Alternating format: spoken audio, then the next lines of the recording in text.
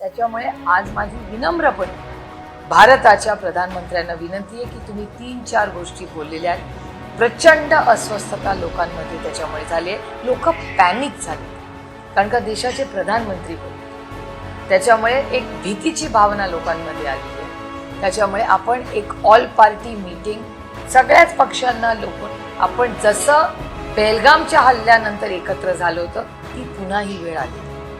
आमची सहकार्याची भूमिका कालही होती, आजही आहे आणि उद्याही राहील. याचं कारण असं, आम्हाला ह्याच्यात राजकारण आणायचं नाही कारण का देश अडचणीत. त्याच्यामुळे हा विषय थोडासा कधीतरी राजकारण ठेवून सत्ताधाऱ्यांनी ह्याच्यातून चर्चा करावी आणि मार्ग निघतात. संघर्ष आपण सगळ्यांनी केला.